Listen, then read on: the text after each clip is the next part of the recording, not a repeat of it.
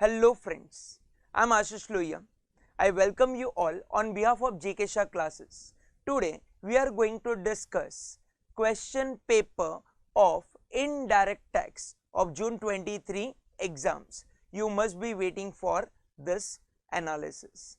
Clear? So let's begin with our question paper analysis from question number 51 till 100, the part 2 of your tax paper.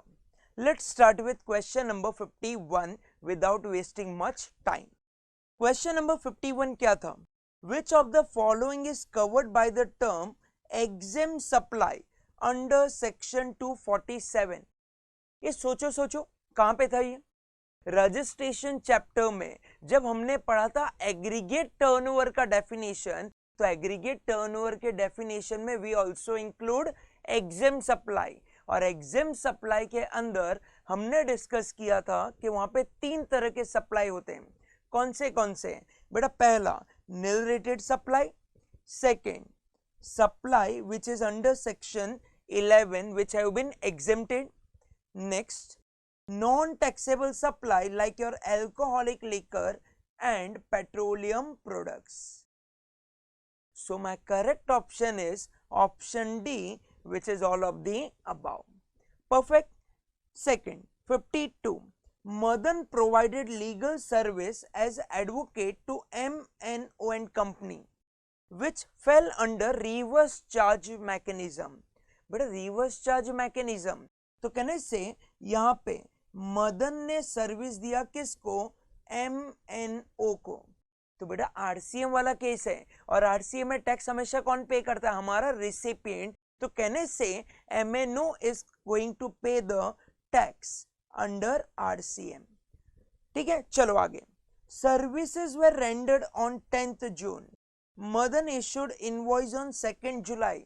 Sir इतना सारा dates provide कर रहा है, मतलब definitely they are going to ask what? Time of supply. So what is the time of supply under RCM? तो बेटा time of supply under RCM कहने से सेक्शन 13 सबसेक्शन 3 इसी की बात करता था. और सेक्शन 13 सबसेक्शन 3 क्या बोलता है? Sir date of payment made और 61st day from date of invoice, दोनों में से विच एवर इज अर्लियर. तो बेटा अपने को जो इंफॉर्मेशन रिक्वायर्ड है, अपने को वो इंफॉर्मेशन ही कलेक्ट करना है. So let's start. क्या बोलता है? Services were rendered on 10th June. Sir ये हमको रिक्वायर्ड इंफॉर्मेशन नहीं है. Madan issued invoice on 2nd of जुलाई. कहने से ये अपने लिए रिक्वायर्ड इंफॉर्मेशन, बिकॉज यहां से अपने को निकालना है 61st day, that is day following the 60th day. आगे, the check dated 5th July 22 was honored by debit to bank account of M&O and company on 15th July 22.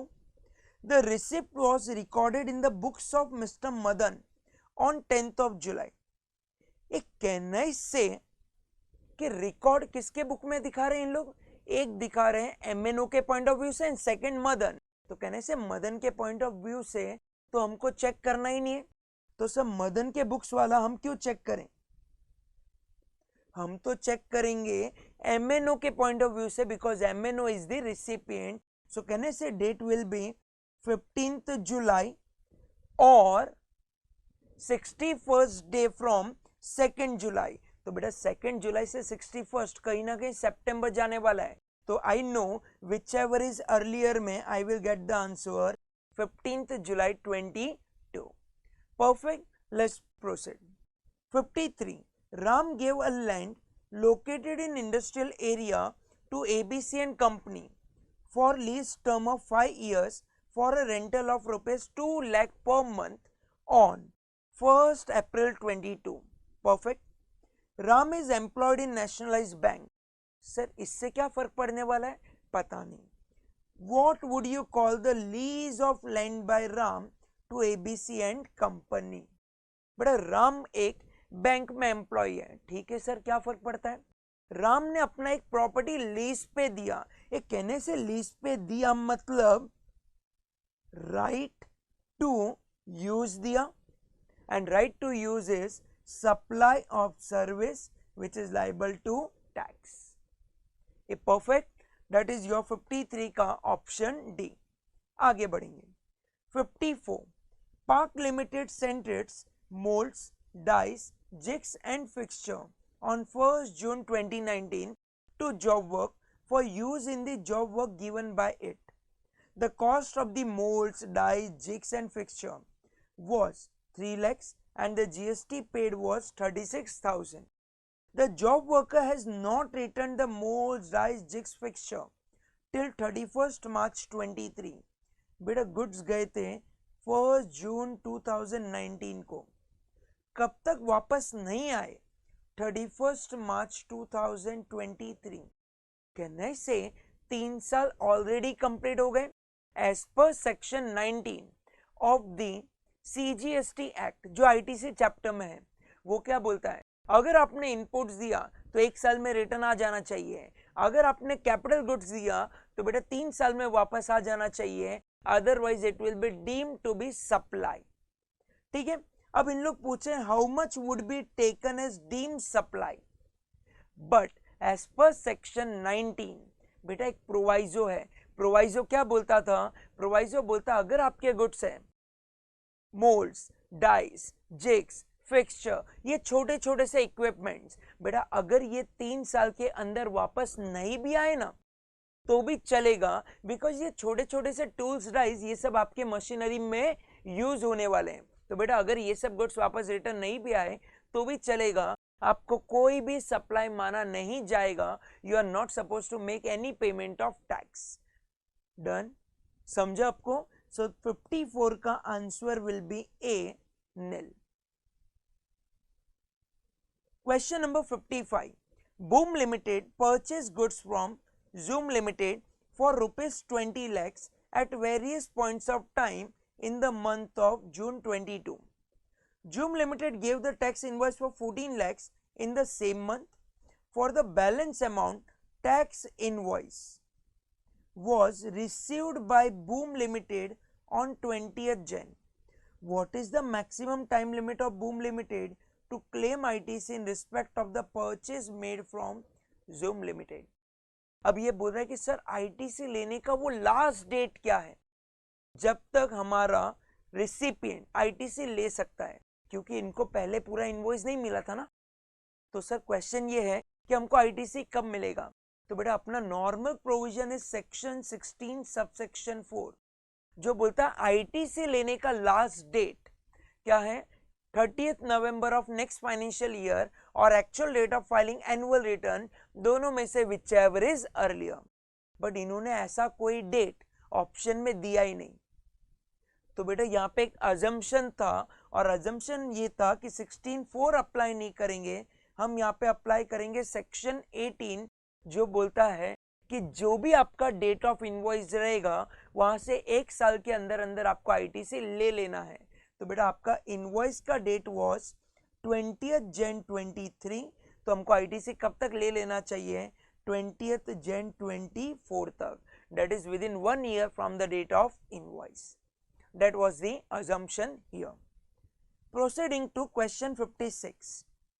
How much a male passenger residing abroad for the last 3 years could bring gold jewelry under duty-free baggage allowance under the Customs Act 1962? सबसे simple question, straight forward question. तो बेटा जब हमने पढ़ा था baggage वाला chapter, हमने क्या पढ़ा था कि अगर कोई पैसेंजर इंडिया के बाहर 1 साल का स्टे करके आता है, मिनिमम 1 ईयर का स्टे, तो बेटा वो अपने बैगेज में एक्स्ट्रा बैगेज कलेक्ट करके लेके आ सकता है in the form of jewellery. कितने तक का? सर अगर वो मेल पैसेंजर है तो 20 grams with a value cap of 50,000, और फीमेल पैसेंजर है तो बेटा this is for male, and for female passenger it is 40 grams with a value cap of ₹1 lakh. But question किसके लिए पूछा? सर मेल पैसेंजर के लिए. So answer will be B. Done. Let's proceeding further to question number 57. I will say the paper was very simple, थोड़ा बहुत tricky part होता ही है, but if your concept is clear, then why to fear?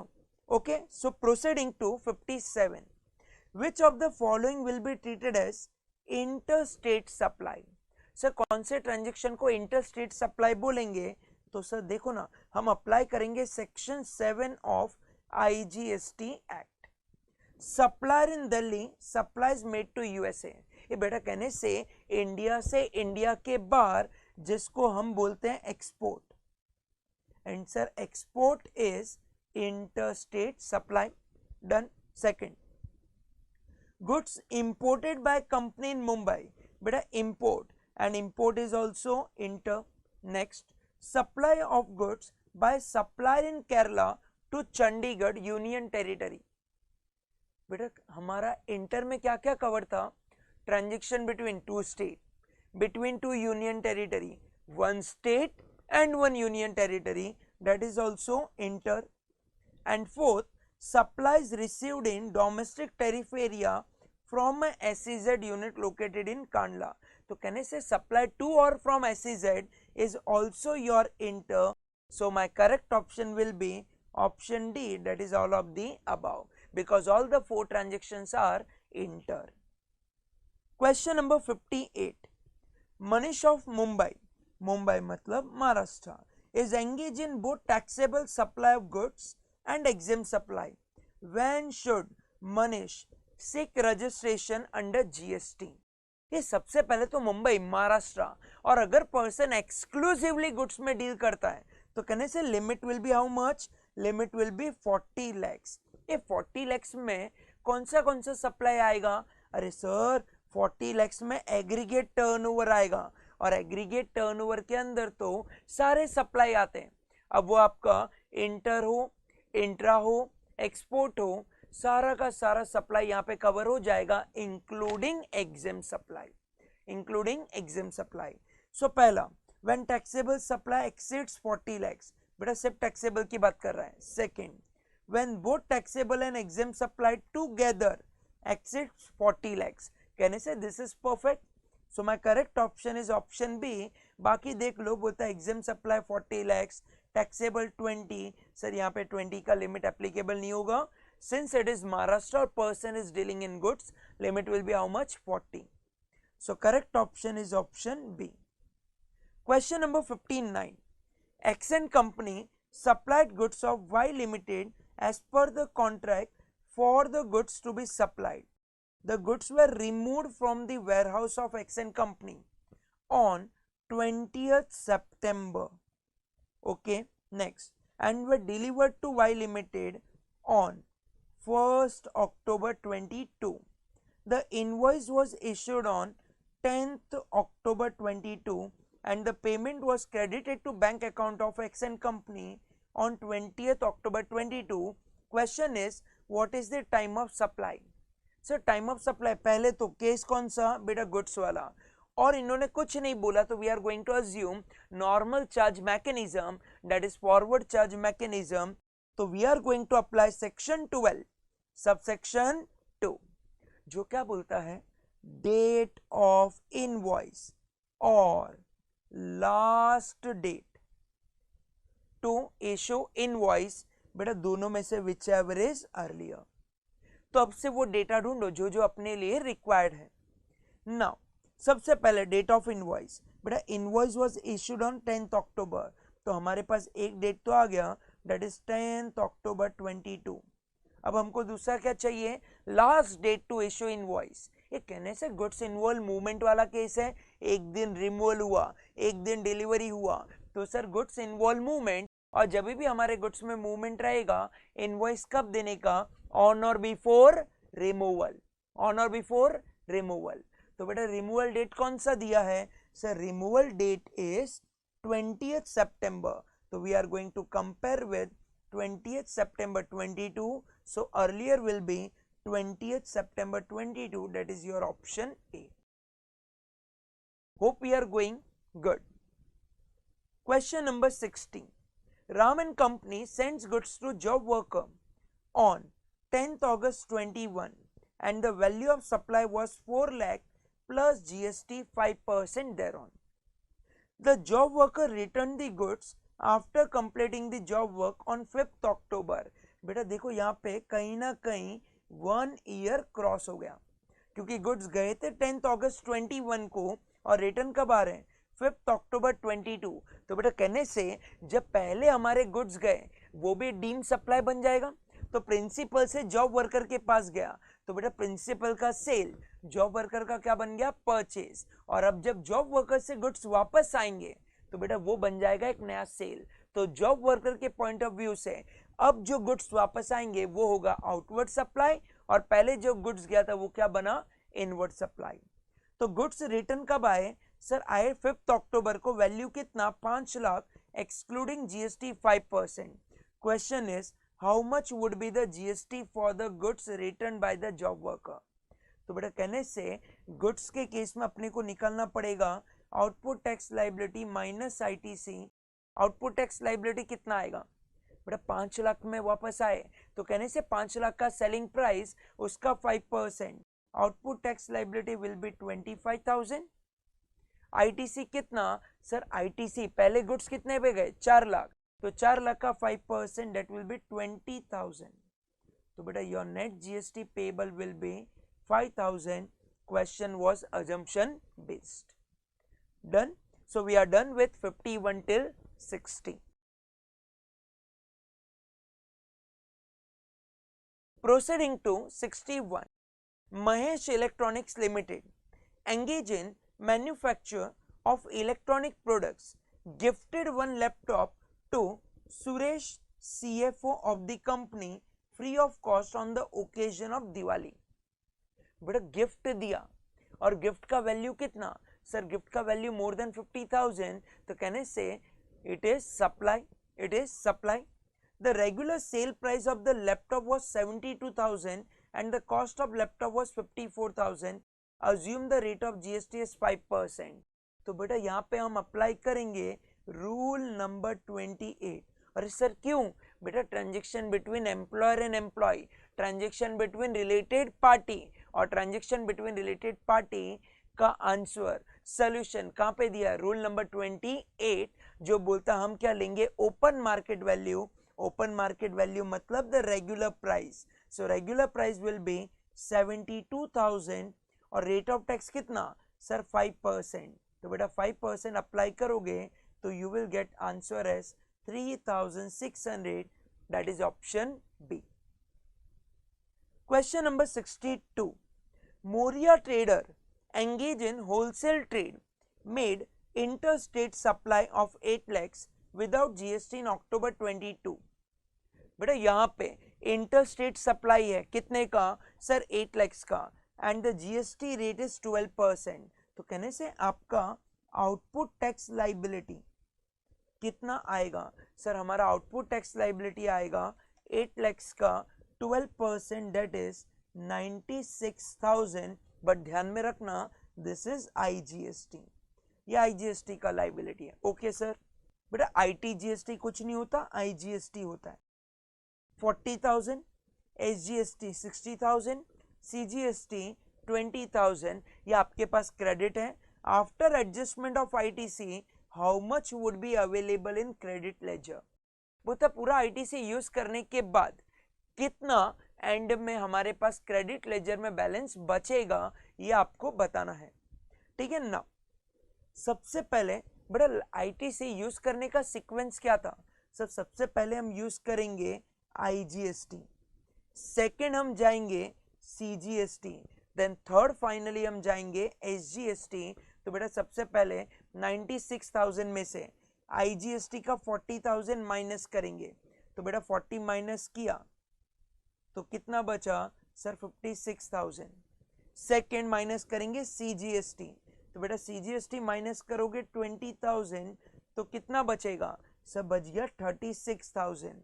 और बेटा उसके बाद में हम एसजीएसटी यूज करेंगे 60, तो कहने से एसजीएसटी ज्यादा है, तो बेटा 60 में से 36,000 ही यूज होएगा, बच गया कितना 24,000। लेकिन कौन सा बचा सर, एसजीएसटी का 24,000। Option B is your correct answer. हमने ऐसे क्वेश्चंस क्लास में किए थे, इफ यू नो। तो everything is from our class book, everything is getting covered. Paper was simple, थोड़ा सा एक दो क्वेश्चन के अंदर आपको माइंड गेम करना पड़ेगा। Proceeding further, 63. A person, a practicing company secretary, was asked to handle legal work pertaining to incorporation of LMN Private Limited. He incurred registration fees of 20,000 and name approval fees of 1,000 which is paid to ROC. He recovered the above amount and his fees of rupees 10,000. He determined the value of supply treating Shirsir as a pure agent. एक कहने से pure agent के case में we apply rule number 33 of valuation chapter, और वो अपने को क्या बोलता है कि sir any expenses as a pure agent of recipient will not be added in the value, उसको वैल्यू में ऐड नहीं करेंगे। तो बेटा ये वाले केस में हम क्या करेंगे सर, यहाँ पे आरओसी वाला 20,000 एंड 1,000 हम ऐड नहीं करेंगे, हम सिर्फ लेंगे आपका प्रोफेशनल चार्जेस दैट इज ₹10,000। बाकी expense as a pure agent not to be included in your value. Question number 64, James company limited Cochin solicited, ये सॉलिसिटेड मतलब avail the catering service of Jindal caterers of Mumbai for the silver jubilee celebration to be organized at Delhi. Jindal Caterers having branch in Chennai and Bengaluru deputed those staff for supply of service. बेटा कहीं से भी staff लेके आओ, place of supply क्या रहेगा बेटा, in case of restaurant and catering service place of supply क्या रहेगा बेटा, प्लेस ऑफ सप्लाई जहां पे परफॉर्मेंस हुआ और आपका इवेंट ऑर्गेनाइज कहां पे हुआ, परफॉर्मेंस कहां पे हुआ, दिल्ली, तो your place of supply will be Delhi, applying section 12 of IGST act. Next, invent and company participated in an exhibition at Pragati Maidan Delhi to showcase its product. It applied for registration as a casual taxable person. If for how many maximum days it will be granted registration as a casual taxable person, we are going to apply section 27 of the registration chapter, जो क्या बोलता है CTP को maximum कितने दिन के लिए registration मिलेगा sir, 90 days. 90 days. Question number 66. Which of the following goods is not liable for reverse charge? बेटा कौन से गुड्स रिवर्स चार्ज में कवर नहीं है? Raw cotton covered under RCM, silk yarn covered under RCM, tobacco leaves covered under RCM, but garments is not covered under RCM. So in case of garments क्या apply होता है, forward charge mechanism. तो sir कौन से case में RCM नहीं लगेगा? Option D. बेटा अगर आपको यहाँ पे लिस्ट याद नहीं भी होती तो भी आप वहां पे दिमाग लगा सकते थे कि जब भी आप शर्ट पैंट परचेस करने जाते हो, आप अगर कोई जीएसटी पे करते हो बिल के अंदर, तो बेटा सप्लायर अपने से जीएसटी कलेक्ट करता है. So supplier pay tax to the government and not the recipient, और सप्लायर पे कर रहा मतलब forward charge mechanism. Question number 67. Mantri and company applied for refund of GST on 22nd December 22 and an order for the refund under section 54 was issued on 27th December 22. What is the time limit within which the fund is to be issued without interest? बेटा refund chapter क्या बोलता है कि जब भी एक person refund के लिए एप्लीकेशन करेगा, बेटा आपको 60 डेज के अंदर अंदर रिफंड मिल जाना चाहिए, और अगर 60 डेज में रिफंड नहीं मिला तो 61st डे से आपको साथ में क्या मिलेगा, interest at the rate of 6%. So कहने से आपको रिफंड मिलना चाहिए within 60 days from the date of application, ताकि आपको इंटरेस्ट पे ना करना पड़े. 68. BMC Enterprises made supply of goods to LPTN company for rupees 6 lakhs. Tax levied by municipal authority, बेटा ये आपका वैल्यूएशन चैप्टर का क्वेश्चन है। और अगर आप इसको ध्यान से देखो तो बेटा हमारे क्वेश्चन बैंक में similar question was covered. Similar question था, सिर्फ अमाउंट इज चेंज, और अगर आप अमाउंट को चेंज कर दो तो बेटा क्वेश्चन सेम बन जाए। ठीक है, तो BMC enterprises made the supply of goods to LPTN company for 6 lakhs. Tax levied by municipal authority on such sale 30,000. CGST SGST chargeable on the supply was 6%. Packing charges not included in the price mentioned above 20,000. तो sir हम तो क्या करेंगे, सबसे पहले 6 lakh rupees लेंगे, उसके बाद में tax levied by municipal authority, बेटा सेक्शन 15(2)A सारे के सारे टैक्सेस ऐड कर दो अदर देन जीएसटी, तो बेटा 30,000 भी क्या होएगा, ऐड। नेक्स्ट बेटा packing charges not included in the price mention above, packing charges आपका इंसिडेंटल एक्सपेंसेस, बेटा ये भी क्या होएगा 20,000 add. BMC enterprise received a subsidy of 60,000 from the government, but which is not considered in the price mentioned above. बेटा अगर हम logical point से जाएं, जो इसका करेक्ट मेथड है, बेटा अगर गवर्नमेंट का सब्सिडी कंसिडर नहीं किया है, ये मतलब आपने अपना सेलिंग प्राइस रिड्यूस नहीं किया है, मतलब अगर मैंने गवर्नमेंट के सब्सिडी को कंसिडर नहीं किया तो कहने से गवर्नमेंट के सब्सिडी पे भी क्या लग जाएगा, जीएसटी। तो बेटा लॉजिकली हमको ये 60,000 माइनस करना चाहिए था, लॉजिकली 60,000 माइनस करना चाहिए था, बट इन्होंने जो ऑप्शंस दिए हैं बेटा उसके हिसाब से फिर करेक्ट आंसर नहीं आता। तो I will say the question framing is little bit wrong. इन्होंने क्या किया, इन्होंने 60,000 का कोई इंपैक्ट नहीं दिया, तो बेटा अगर मैं 60,000 का इंपैक्ट ना दूं और फाइनली 2% का डिस्काउंट ऑन द इनवॉइस, तो बेटा इनवॉइस वैल्यू वाज 6 lakhs, उसका 2% दैट इज 12,000, अगर आप इसका इंपैक्ट दो तो बेटा आपके लिए आंसर आता है 6,38,000। बेटा अगर मैं सब्सिडी का इंपैक्ट ना दूं तो, बट मैं वापस से बोलूंगा the correct way was reducing 60,000 government का सब्सिडी, बट उसके हिसाब से इन्होंने ऑप्शंस कवर नहीं किए हैं, सो institute may be providing marks for this particular question.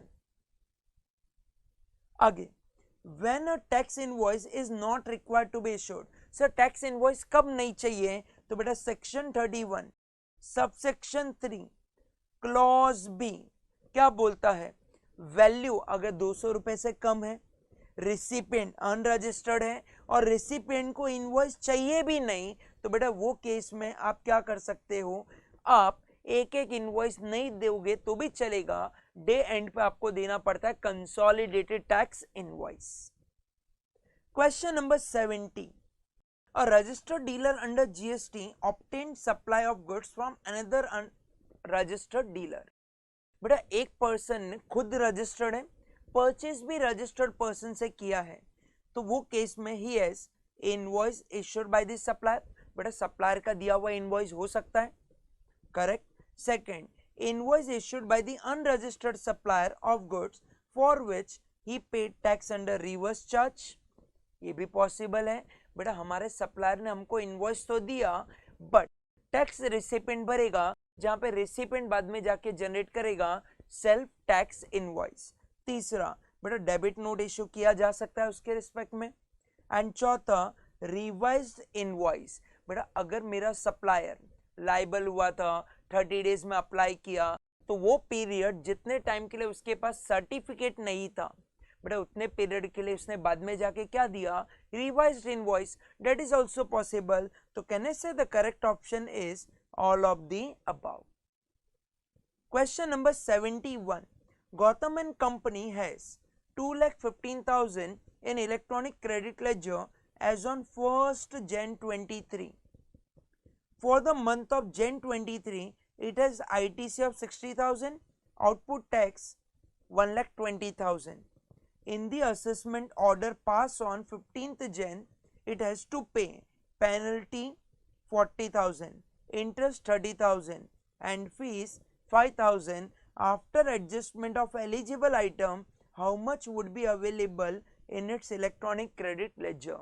बेटा if you know, हमने क्लास में प्रॉपरली कवर किया था कि आपका जो ITC है, आपका जो परचेस का टैक्स है बेटा, वो सिर्फ सेल्स के टैक्स के सामने यूज होता है, बाकी लाइबिलिटीज के लिए आप लोग अपना ITC यूज नहीं कर सकते, आपको यूज क्या करना पड़ेगा, ई कैश लेजर।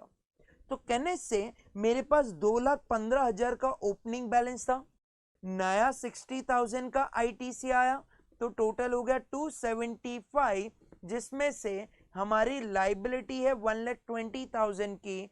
तो बेटा जब मैं लाइबिलिटी को माइनस करूंगा टैक्स वाली लाइबिलिटी, तो बेटा अमाउंट बचेगा 1,55,000। So correct will be 155। Sir ये हमारी जो पेनल्टी है, ये जो इंटरेस्ट है, ये जो फीस है बेटा, ये तीनों के सामने ITC यूज नहीं होता। ये तीनों को पे करने के लिए you have to use your electronic cash ledger. So correct option is option A. Question number 72.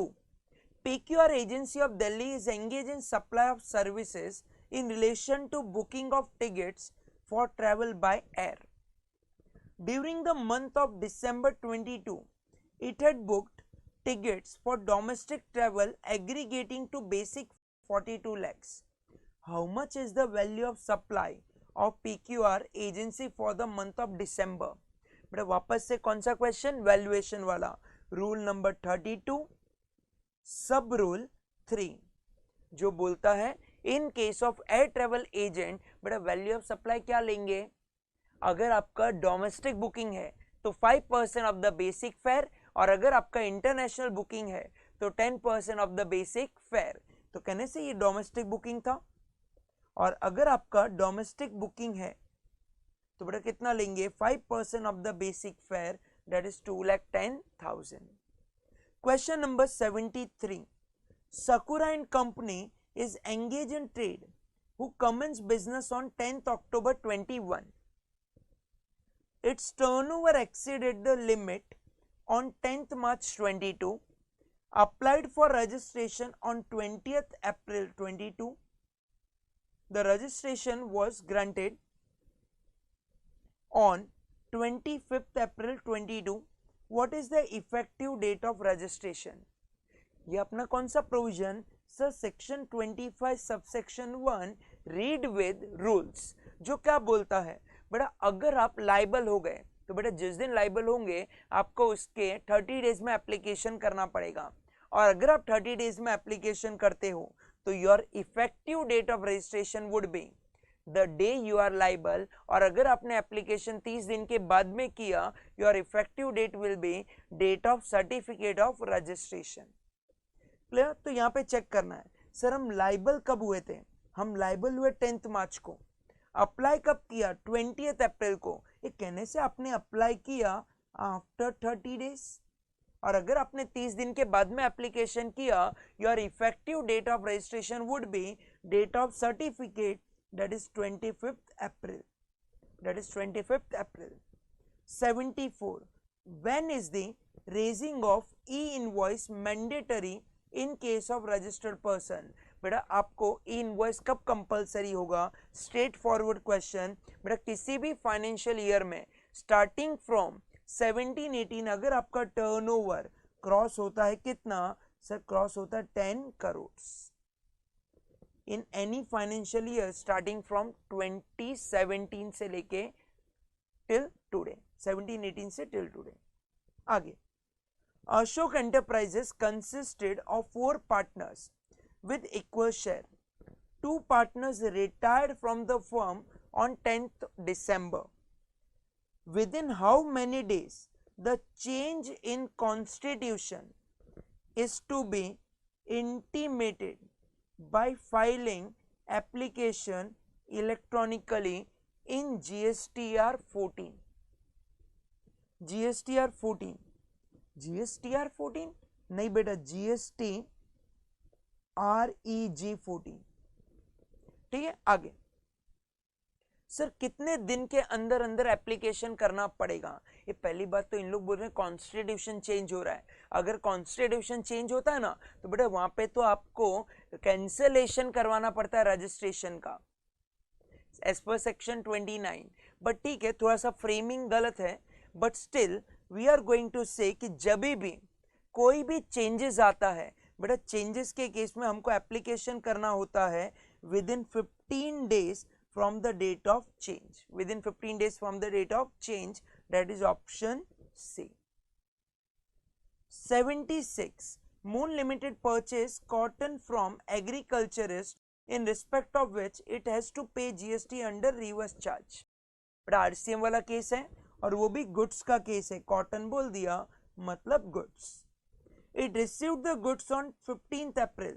ये बेटा डेटा दे रहा है, मतलब वापस से क्वेश्चन क्या रहेगा, टाइम ऑफ सप्लाई। तो कहने से गुड्स के केस में RCM 12 सबसेक्शन 3 क्या बोलता है, date of receipt of goods, date of payment made और 31st day from date of invoice, तीनों में से विच एवर इज अर्लियर। तो बेटा गुड्स कब आए, 15 अप्रैल को। Payment was made to supplier of goods on 5th May 22, which was debited in the bank account as reflected in the bank statement of Moon Limited on 12th May. बेटा यहाँ पे invoice कब आया ये कहानी नहीं बोली है, तो हम वो डेटा को नहीं लेंगे। तो बेटा डेट ऑफ पेमेंट अपने पास है, और सर डेट ऑफ पेमेंट भी कौन सा लेंगे, as per books of account, as per bank account, whichever is earlier. तो कहने से तीनों डेटा में से whichever is earlier, so your correct date will be 15th of April 22. Question number 77. M and Company purchased raw material 500 kg at rupees 60 per kg plus GST 12% thereon. It manufactured a product which is exempt from GST. How much M and Company can claim ITC?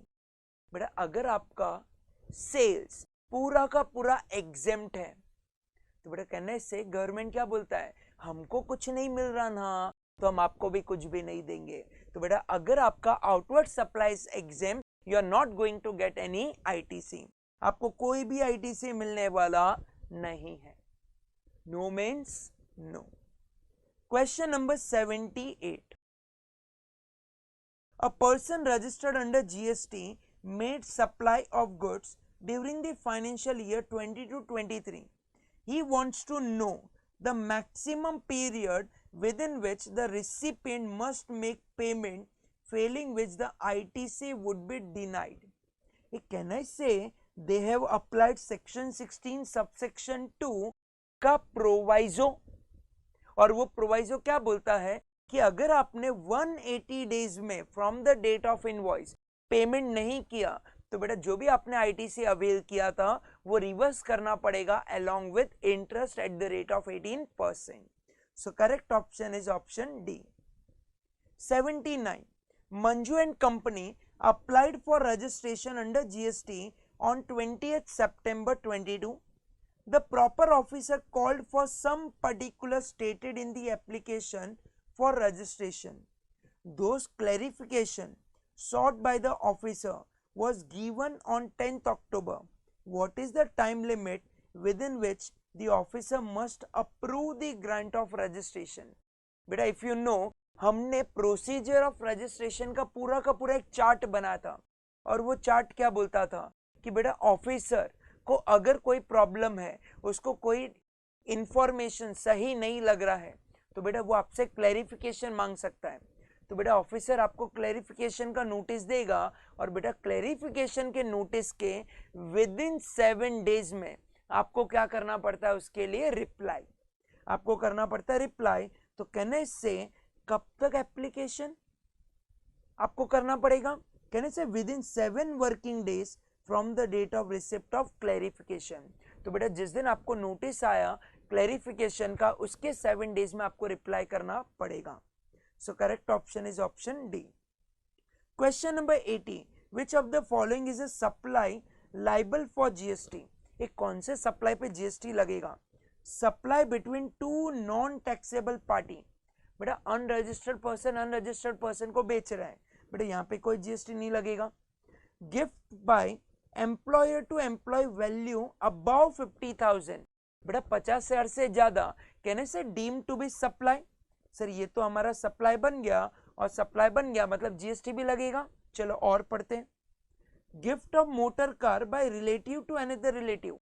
Sir relative to another relative हमको पता ही नहीं कौन क्या, registered, तो बेटा ये सारी चीजें हमको नहीं मालूम, इंफॉर्मेशन सफिशिएंट नहीं है, तो not a supply. Disposal of machine on which GST paid and ITC availed. बेटा जब आप अपना बिजनेस का क्लोजर कर रहे हो और क्लोजर पे आप जो भी बिजनेस के असेट का डिस्पोज करोगे, बेटा that disposal is also deemed to be supply of goods, जो हमने सप्लाई चैप्टर में कवर किया था। तो बेटा ये भी आपका क्या माना जाएगा, सप्लाई। तो कहने से कौन से दो ट्रांजेक्शन है जहां पे जीएसटी लगेगा, तो बेटा point number 2 and point number 4। So we are done till question number 80। Let's proceed to question number 81। FG Company Limited imported goods and paid custom duty earlier. In which of the following situation they can seek refund of the import duty? बेटा कौन से case में इनको refund मिल जाएगा? तो बेटा अगर goods defective आ गए, गुड्स आपने डिस्ट्रॉय कर दिए in the presence of proper officer, या फिर गुड्स को आपने एक्सपोर्ट कर दिया, बेटा ये तीनों में से कोई भी आप काम कर सकते थे विद इन 30 डेज। तो बेटा यहाँ पे आपको ये तीनों केसेस में क्या मिल सकता है, रिफंड। क्लियर है, done. Madan private limited has annual taxable turnover which always exceeds 500 lakhs, ये मतलब more than 5 crore. How many digits of HSN code to be mention in the tax invoice, ये कितना डिजिट का कोड आपको मेंशन करना पड़ेगा? तो बेटा अगर आपका टर्नओवर 5 करोड़ से ज्यादा है तो you have to present 6 digit, अब वो B2B हो या B2C हो, आपको पूरा का पूरा 6 डिजिट प्रेजेंट करना पड़ेगा। Question number 83। Good stay is a 3-star hotel. It provides both accommodation and boarding facility combined together for a rent to its guest. What would you call the provision of accommodation and boarding facility? ये कहने से accommodation and boarding facility is a composite supply, group supply, but in the normal course of business. 84. Verma is a retail trader of textile goods at Puducherry. His turnover was 90 lakhs for the financial year 22-23. He has opted for composition scheme. How much is the amount of tax payable by him? बेटा पहली बात तो ये बंदा कौन है, trader है। बेटा ट्रेडर है तो कंपोजिशन में रेट कितना, 0.5%, 0.5% ऑफ द टैक्सेबल टर्नओवर। तो कहने से अपने को टैक्सेबल टर्नओवर ही दिया है, कितना, 90 lakhs। चलो आगे। How much is the amount of tax payable? लेकिन सर मेरे को ये बताओ, यहाँ पे हम 0.5 CGST प्लस SGST लगाएं कि UTGST? बेटा यहाँ पे पौंडीचेरी है, पौंडीचेरी सर है तो union territory but having own state legislative, तो बेटा इनके इधर लगता क्या है, SGST। तो बेटा 0.5 CGST and 0.5 SGST. So your answer will be 45,000 CGST, 45,000 SGST, option D, ना कि option A. Question number 85. Rosie and company became liable to pay GST from 1st October. बेटा 1st October को liable हुए। Registration कब लिया? बेटा registration लिया 25th October को। From which date it is eligible to take ITC? सर कौन से दिन से वो लोग एलिजिबल हो जाएंगे ITC लेने के लिए? ये कहने से आपने 30 दिन में अप्लाई किया तो आपका effective date of registration will be the day you are becoming liable, और आपका लाइबल डेट क्या है, 1st October। तो बेटा 1st October से आप GST में रजिस्टर्ड काउंट हो जाओगे, तो 1st October से आपको क्या मिलना स्टार्ट हो जाएगा, ITC। So correct option is option C. Are you enjoying this session? Let's proceed. Question number 86. Priya Company Limited imported goods from a foreign country and the goods were kept in the private warehouse license under section 58 of the Customs Act 1962. What is the time period to keep the goods in a warehouse without payment of duty? बेटा private company है, private company है ना, कोई manufacturer है जो manufacturing करने वाला है वेयरहाउस के अंदर, ना ही कौन है EHTP electronic hardware technology park भी नहीं है, सॉफ्टवेयर टेक्नोलॉजी पार्क भी नहीं है, एक्सपोर्ट ओरिएंटेड यूनिट्स भी नहीं है, तो बेटा टाइम लिमिट कितना रहेगा sir? Time limit will be 1 year, time limit will be 1 year. 87 mega limited of Mumbai solicited मतलब availed the services of J&T company of Delhi being the interior decorator for the new office building located at Chennai. बेटा सप्लाई दिल्ली का, building कहाँ पे? Chennai. Branch of the recipient is Kolkata, deputed the staff for executing the work. बेटा place of supply क्या बनेगा? कहने से service in relation to immovable property section 12 subsection 3 of IGST क्या बोलता है? बेटा जहां पे आपका प्रॉपर्टी लोकेटेड है, लोकेशन ऑफ इमूवेबल प्रॉपर्टी बन जाएगा आपका प्लेस ऑफ सप्लाई। तो बेटा आपका प्रॉपर्टी कहां पे लोकेटेड है? चेन्नई, तो place of supply will B Chennai. Question number 88 leather and company of Kanpur commenced business on 10th August 22, applied for registration on 20th August voluntarily, ठीक है। The supply is liable for GST at the rate 12% for the month of August 22. Its taxable outward supply was 8 lakhs.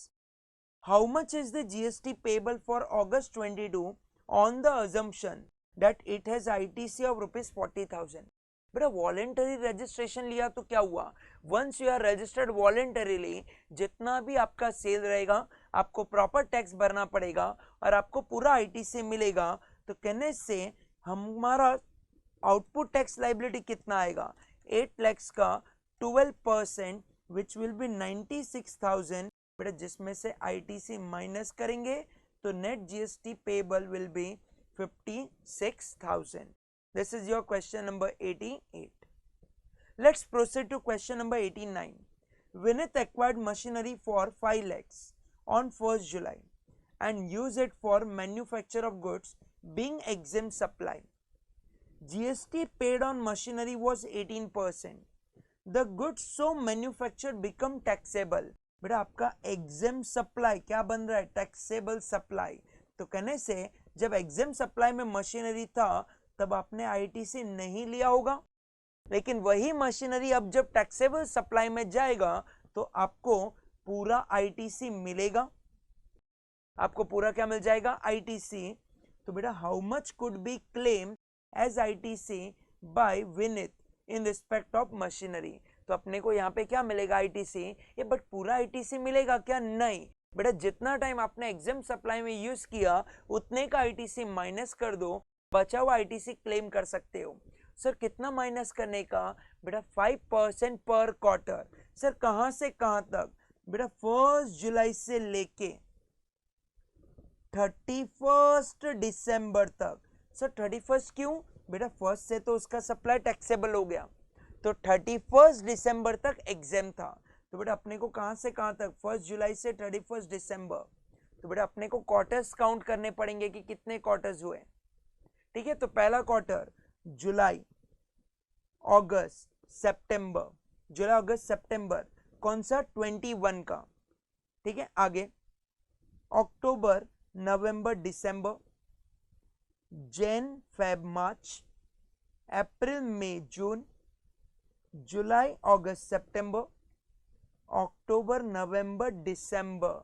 तो बेटा कहना से कि यहाँ पे total 6 quarters हो रहे हैं। और बेटा 6 क्वार्टर्स का मतलब, 6 क्वार्टर्स का मतलब बोलो 30% क्या होएगा? माइनस। तो बेटा 5 लाख के ऊपर आपने टैक्स कितना पे किया 18%, मतलब आपने टैक्स पे किया 90,000, जिसमें से माइनस करेंगे 30%, तो सर 30% माइनस करोगे तो my correct option will B 63,000। कितना रहेगा 63,000। क्लियर? तो हम डेट कहां से कहां तक गए थे? 1 जुलाई 21 से लेके 31 दिसंबर 22 तक। Clear with this? Done. Question number 89 done. 90 बेटा drawback allowed for goods if return after using of goods more than 12 months but less than 15 months. बेटा अपने माइंड में वो टेबल चालू जो हमने याद की थी, क्या थी? Up to 3 months, 3 to 6, 6 to 9, 9 to 12। और बेटा अपना परसेंटेज कितना था? 95, 85, 75, 70, 12 to 15, so correct will be 65%. Correct will be 65% because इनका क्वेश्चन है 12 to 15 months के लिए, so it will be 65%. आगे 91 Rajini and company is engaged in supply of taxable goods. It issued a credit note to Lakshman and company on 5th June 22 in respect of supply made in April 22. What is the maximum time limit to declare the details of credit note? बेटा credit note का detail provide करने का last date क्या होता है? बेटा last date is 30th November of next financial year और actual date of filing annual return, दोनों में से whichever is earlier, but इन्होंने पुराना प्रोविजन लिया जो अमेंड नहीं किया गया था, तो बेटा date is option C. But correct मैंने आपको बोल दिया, करेक्ट आंसर क्या होना चाहिए था? 30th नवंबर के साथ में कंपैरिजन। ठीक है, तो पहले क्या था? Date of furnishing annual return और 30th September whichever is earlier, but actual correct date would be 30th November or actual date of filing annual return. I think this question is also wrong. You may get marks for this question also. 92 Ramesh purchased a plant and machinery before commencement of business. बेटा business चालू करने से पहले machinery खरीद लिया 5 लाख का, जिसके ऊपर जीएसटी भरा 12% being 60,000। बिजनेस कमेंस किया 2 महीने बाद। How much is eligible for ITC in respect of plant and machinery so acquired? तो बेटा कहने से ये अनरजिस्टर्ड से रजिस्टर्ड वाला केस है, और बेटा अनरजिस्टर्ड से रजिस्टर्ड में आपको इनपुट्स का आईटीसी मिलता है, कैपिटल गुड्स का नहीं। तो बेटा correct answer will be option A, that is nil. 93 सबसे simple question, which country is the first to introduce goods and service tax? बेटा पहला कंट्री France. 94 which of the following product is nil rated? बेटा कौन सा product nil rated है? ये कहने से tobacco, high speed diesel, petroleum crude. Sir ये प्रोडक्ट तो नॉन टैक्सेबल सप्लाई है, ये प्रोडक्ट तो नॉन टैक्सेबल सप्लाई है, लेकिन इलेक्ट्रिसिटी ऐसा प्रोडक्ट है जिसके ऊपर जीएसटी का rate is 0%, that is nil rated. 95 Ravi associates a practicing company secretary rendered service to Solomon Limited in April 22. The services was completed on 25th April. बेटा service कब दिया? 25 अप्रैल को। What is the maximum time limit for issuing tax invoice? तो बेटा कहने से अगर आपने सर्विस दिया तो नॉर्मल प्रोविजन बोलते हैं आपको कितने दिन में इनवॉइस देना चाहिए? विद इन 30 डेज इनवॉइस आपको देना चाहिए विद इन 30 डेज। तो बेटा योर 30 डेज विल बी 25 मई 22। 30 दिन के अंदर अंदर आपको क्या देना है? Invoice. 96 advance ruling under GST. Sir GST के अंदर एडवांस रूलिंग कौन से केस में ले सकते हो? बेटा time of supply and value of supply determine करने के लिए, क्लासिफिकेशन ऑफ गुड्स डिटरमाइन करने के लिए, आईटीसी मेरे को कितना मिलेगा वो पता करने के लिए। So correct option will be all of the above. वापस straightforward question, sir jewellery के केस में what is the rate of tax? बेटा 3%। कितना percent? 3%। 98 Money and Company, a registered dealer under GST, supplied goods to Rupesh Private Limited, being a developer of SEZ. बेटा आपने SEZ वाले को supply किया. Can I say export and supply to SEZ will be called as zero rated supply, will be called as zero rated supply क्योंकि आपने SEZ वाले person को supply किया. Hope we are going good and you have enjoyed this question paper solving.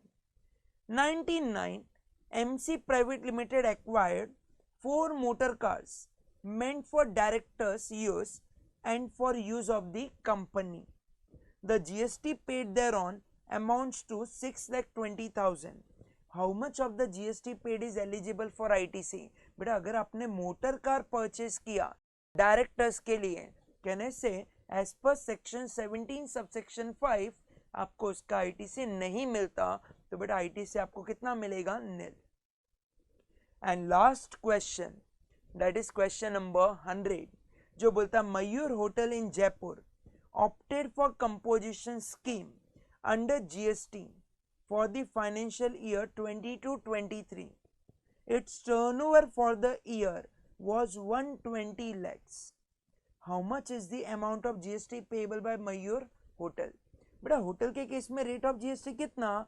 Sir 2.5% CGST, 2.5% SGST. तो बेटा 120 lakhs का 2.5% CGST and SGST, your answer will be 3 lakhs and 3 lakhs, that is option C.